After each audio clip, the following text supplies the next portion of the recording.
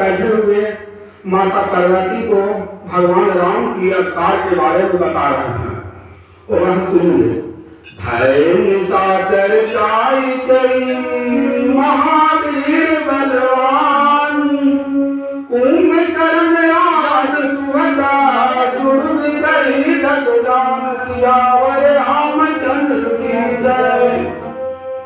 वे ही दोनों जाकर देवताओं को जीतने वाले तथा बड़े योद्धा रावण और कुंभकर्ण नामक बड़े बलवान महावीर राक्षस हुए, जिन्हें सारा जगत जानता है। भोलेनाथ बता रहे हैं कि जो विष्णु भगवान के द्वारपाल जय विजय था, उसी को सनकादिक ऋषियों के द्वारा श्राप मिला कि तुम पृथ्वी पर राक्षस बन करके 3 जन्म के बाद तुम यहाँ स्वर्ग में आओगे। उसी का एक जन्म जो है हिरण्यकश्यप के रूप में हुआ था और दूसरा रावण और कुंभकर्ण में हुआ। मुकुटन भय भगवान अतिन जन्म वचन परवाना, एक बार के लागी अधारे शरीर भगत अनुरागी। भगवान के द्वारा मारे जाने पर भी वे हिरण्यकश्यप इसीलिए मुक्त नहीं हुए कि वे ब्राह्मण के वचन सौंप के परिणाम 3 जन्म के लिए था, परिणाम 3 जन्म के लिए था। अतः एक बार उनके कल्याण के लिए भक्त प्रेमी भगवान ने वीर अवतार लिया। कश्यपादिति जहाँ विदु माता, दशरथ कौशल्या विख्याता, एक कल्प विधि अवतारा, प्रचलित पवित्र संतारा। वहाँ उस अवतार के कश्यप आदि उनके माता पिता हुए, जो दशरथ और कौशल्या के नाम से प्रसिद्ध थे।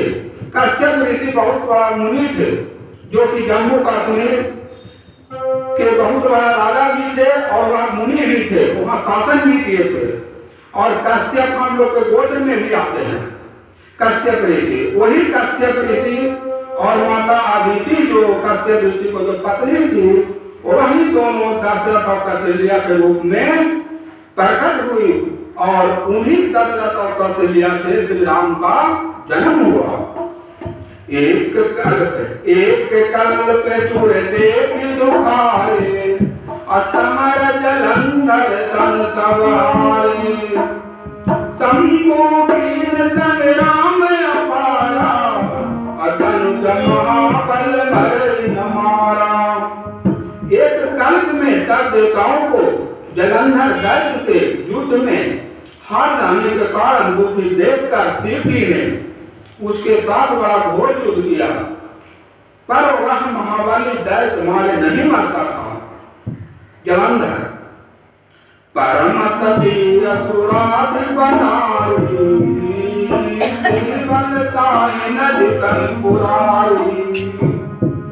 उस दैत्य की स्त्री परम सती और बड़ी ही पतिव्रता थी। उसी के प्रताप से त्रिपुरासुर जैसे अधेड़ शत्रु का विनाश करने वाले शिव देवी उस दैत्य को नहीं दिख सके। उस दैत्य का नाम था जलंधर। उसका पत्नी बहुत बड़ा पतिव्रता नारी थी और इस कारण भगवान शिव भी पतिव्रता नारी के पति होने के कारण भगवान शिव भी विजय में नहीं दिख पाए। झलकरी तारे उतार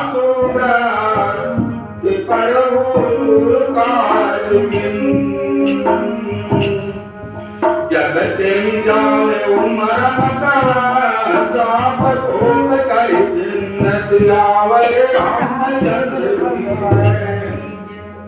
प्रभु ने छल से उस स्त्री का व्रत भंग कर और देवताओं का काम किया। जब उस स्त्री ने यह भेद जाना, तब उसने क्रोध करके भगवान को भी श्राप दे दिया। जो जलंधर राक्षस था, पापी अधर्मी था, लेकिन उसको उसका पत्नी जो थी पतिव्रता थी।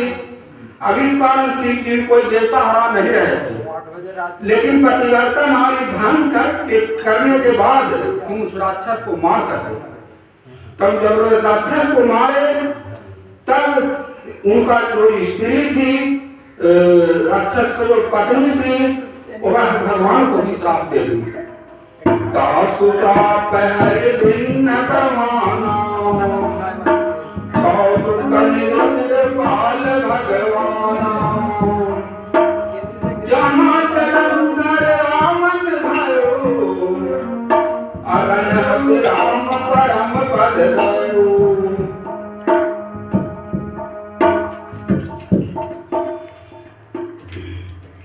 श्रीराम के भंडार कृपालु हरि ने उस स्त्री के साप को प्रणाम दिया, स्वीकार किया। यही जलंधर उस कल्प में रावण हुआ, जिसे श्री रामचंद्र जी ने युद्ध में मारकर परम पद दिया। एक जन्म कर कारण लगी राम धरी नर देवा,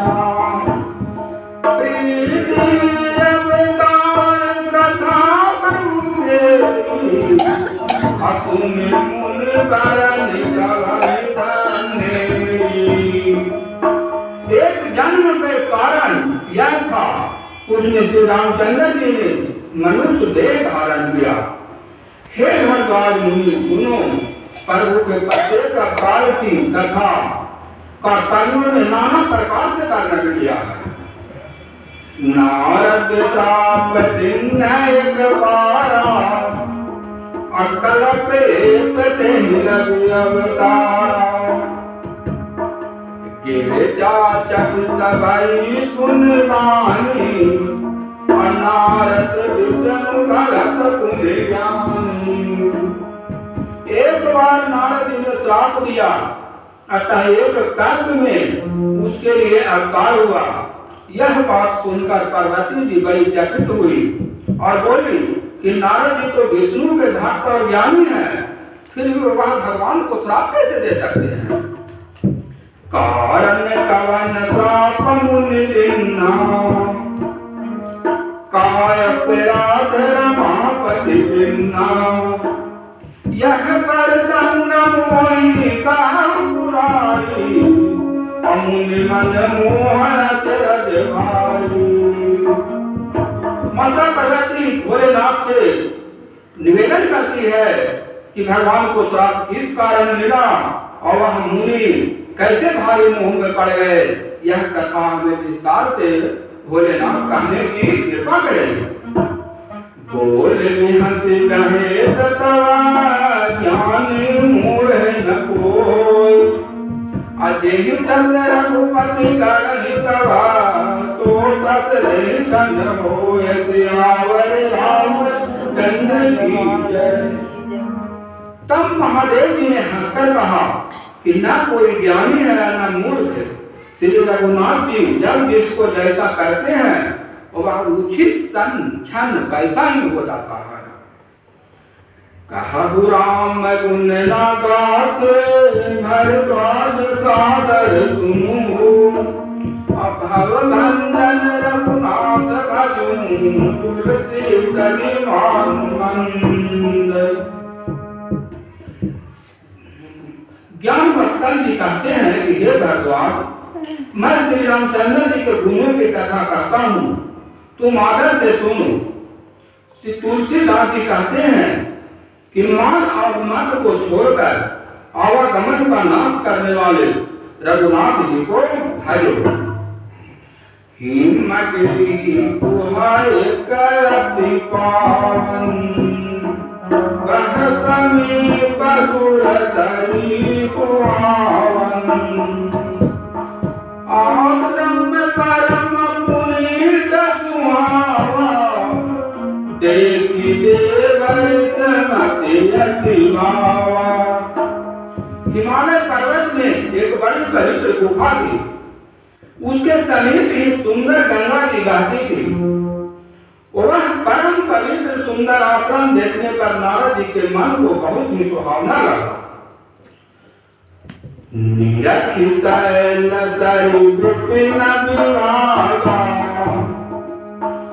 भयो राम पति पद अनुरागा, सुमिरत हरि पगति वारी असहज विमल मन लागी समाधि। हिमालय पर्वत, नदी और वन के सुंदर विभागों को देखकर नारद जी का लक्ष्मीकांत भगवान के चरणों में प्रेम हो गया। भगवान का स्मरण करते ही उन नारद मुनि के श्राप की, जो श्राप उन्हें दक्ष प्रजापति ने दिया था और जिसके कारण वे एक स्थान पर नहीं ठहर सकते थे, गति रुक गई और मन के स्वाभाविक निर्मल होने से उनकी समाधि लग गई।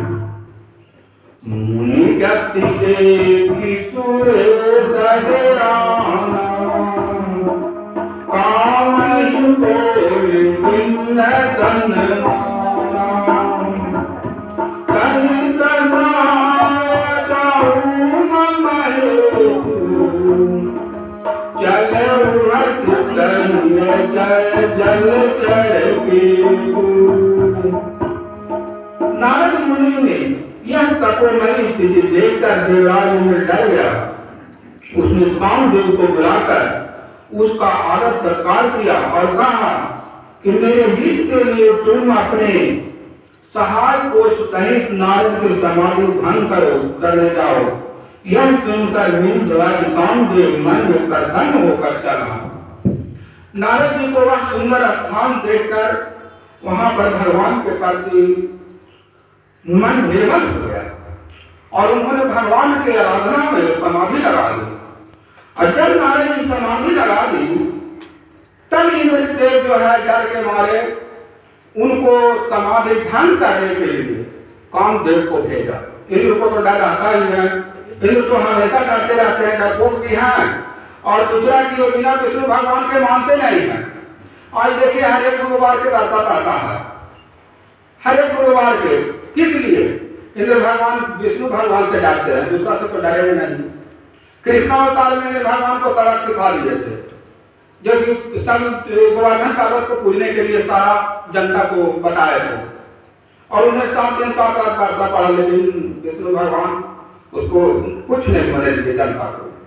और अंत में गोवर्धन पर्वत को पूजा करने के लिए गए, इंद्र को नहीं। इंद्र को काम नहीं होता है छल कपटी और कहीं पर बाढ़ तो कहीं पर सुखाड़, कहीं पर कुछ ना। या देखिए बृहस्पतिवार के कारण विष्णु भगवान का दिन है और इसके कारण डर से वर्षा पा रहा है। नहीं पड़ेगा तो तुरंत से विष्णु भगवान का होंगे उनका डर वही है। शनिदेव वही है, शनिदेव भी ऐसे सुनते भी नहीं है। हर इंसान को चाहे गलत करे या ना करे, चाहे जन्म का प्रभाव हो चाहे किसी चीज का प्रभाव हो, वो तुरंत शनिवार को सजा देने के लिए जा रहा था। बिना मतलब कैसे, बिना कोई गलती ना भी किए तो भी तो उसको सुधारते हैं कौन? विष्णु भगवान। पीपल के पानी में पीपल के पेड़ में पानी दे दीजिए, तब शनिदेव एकदम शांत होकर बैठ जाएंगे धरती में। उठेगा भी ना, उनका सर उठेगा भी नहीं, इसलिए कि पीपल के पेड़ में विष्णु भगवान का वास है। तो सबको डर विष्णु भगवान से है, देवता को भी। ऐसे तो सुनते नहीं, बिना डर के कुछ नहीं होता। ये समाज भी ऐसा ही है, ये समाज भी चल रहा है एक दूसरे से डर। अगर डर नहीं हो, अगर प्रशासन और शासन नहीं हो, तो ना जाने किसको कखनी मार करेगा, क्या करेगा ना करेगा। बिना डर के तो कुछ होता नहीं है। बिन भय प्रीत ना हो, डर के कारण है कि समुद्र भी रास्ता दे दिए राम को, भगवान को बंद बांधने के लिए। तो डर और भय ये सब तो बहुत जरूरी है, ऐसे तो सुनेगा नहीं कोई। ढोल गवारा सुधरे हाल है, इस संसार ही होता है और कुछ देवी देवता ही होता है। सुना मेरे मन महु अति दाता, अचाहत देवर मम पुरवासा। जे कामी बोला पूजत माही, अकुटिल काकली गतवहि देराई।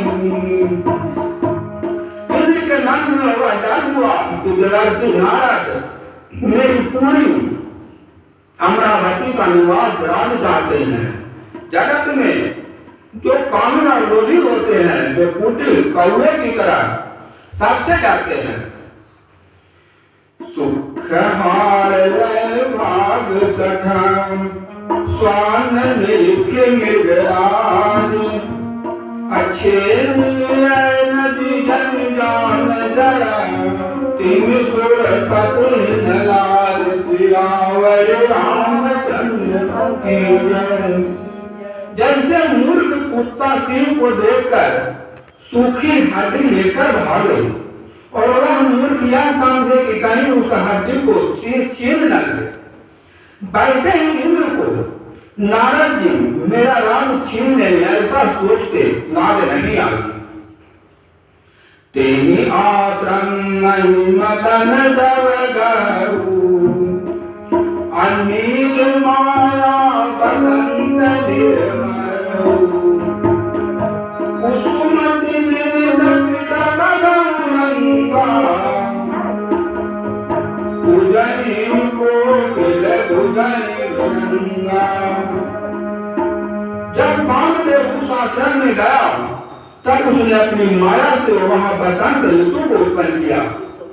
तरह तरह के वृक्षों पर रंग बिरंगे फूल खिल गए, उस पर कोयले कूक करने लगी और भौरे गूंजने लगे। चली सुहावनी विविध बयानी काम कुशान सभादी कसुर नाल नवीना अकलय समाचार काल परिणा। कामाग्नि को भड़काने वाली 3 प्रकार की शीतल मंद और सुगंध सुहावनी हवा चलने लगी। रंभा आदि नवयुवती देवा स्नाय जो सब के सब काम कला में निपुण थी। करही गान बहुतान तरंगा और बहुविधि गिरही पानी देख सहाय मदन हरसाना अतिहंत पुनि पर वचन विधाना। वे बहुत प्रकार के तालों की तरंग के साथ गाने लगी और हाथ में गेंद लेकर नाना प्रकार के खेल खेलने लगी। कामदेव अपने इन सहायकों को देखकर बहुत प्रसन्न हुआ और फिर अपने नाना प्रकार के माया जाल किए। काम कला कछु मुनहि न व्यापी अनुज भय डरऊ मनोभव पापी श्रीमती सकाई गोपासु बल रखवार समापति दासु। परंतु कामदेव की कोई भी कला मुनि पर असर न कर सकी। तब तो पापी कामदेव अपने ही नाश के भय पे डर गया। लक्ष्मीपति भगवान जिसके भाई रक्षक हो भला उसकी सीमा मर्यादा को कोई दबा नहीं सकता है। जागिए जागिए सारे लोग, कितना सोइएगा? दिन भर को रात भर सोते हैं और दिन को भी सोते हैं। दिन को नहीं सोना चाहिए, दिन को कुछ काम करते रहिए और जागिए। दिन को सोने के कारण वो उत्पन्न हो जाता है। सुनते रहिए जैसे लगा है। संत सहाय भवित मत बोलिए, वहाँ पर मोबाइल पकड़ लेगा। सहित सहाय समीत रखी मानी हारी मन में अभ्यर्थी जाई मुनि चरण तब कहीं सुखरात बन। तब अपने सहाय को समेत कामदेव ने बहुत डर कर अपने मन में हार मानकर बहुत ही अंतर्दीन वचन करते हुए मुनि के चरणों को जा पड़ा। जब कामदेव का कोई दस न चला तो नारद मुनि को चरण जाकर के पकड़ लिया। देखिए यहाँ पर जो सत्संग हो रहा है, इस सत्संग में जो रामायण हम लोग पढ़ के सुना रहा हम लोग के, तो जो पढ़ते हैं उनको लिए तो घर पर ही पढ़ सकते हैं, लेकिन जो नहीं पढ़ते हैं उनके लिए तो अमृत के समान है कि मौका को दोबारा नहीं मिल पाएगा सुनने का। जो खत्म हो जाएगा, जो दिन चल रहा है वो दिन फिर दोबारा लौट के नहीं आएगा। इस चलते शांत मन से सुनिए, नहीं तो फिर कैसे प्राप्त कर सकती है भगवान की भक्ति। भयउ न नारद मन कछुरोता, कहीं प्रिय वचन काम परितोषा। नाई चरण तिरुआय सुखाई, अगर मदन सब सहित जाई। नारद जी के मन में कुछ भी क्रोध न आया, उन्हें प्रिय वचन कहकर कामदेव का समाधान किया। तब मुनि के चरणों में सिर नवाकर और उनकी आज्ञा पाकर कामदेव अपने सहायकों सहित लौट गए। मुनि सुशीलता अपनी करनी, असुरपति सब जाई सब बरनी। सुनि सबके मन अचरज हुआ,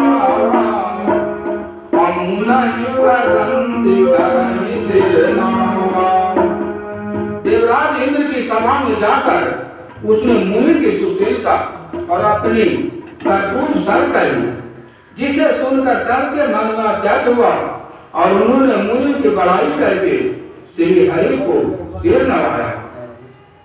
तब नारद गवने शिव पाई, अधिका काम मति मन माई। महार चैत्र संग्रहे सुनाए, अति प्रिय जान महेश सिखाए। तब नारद जी शिव जी के पास गए। उनके मन में इस बात का अहंकार हो गया कि हमने कामदेव को जीत लिया। नारद जी को अहंकार हो गया कि हमने कामदेव को जीत लिया। नारद क्षमा मांगा हमसे कामदेव ने। उन्होंने कामदेव के चरित्र शिव जी को सुनाए और महादेव जी ने उन नारद जी को अत्यंत प्रिय जानकर इस प्रकार शिक्षा दी। महादेव जी ने नारद जी को अत्यंत मित्र जानकर शिक्षा दी। क्या कहते हैं? बार बार बिनबऊ मुनि तोहि, अजीबी कथा सुनायहु मोहि। तिमि जाने हरहि सुवाहु कबहु, अचल प्रसंग धरायहु तबहु। हे मुनि, मैं तुमसे बार बार विनती करता हूँ कि जिस तरह यह कथा तुमने मुझे सुनाई, उस तरह भगवान श्री हरि को कभी मत सुनाना। चर्चा भी चले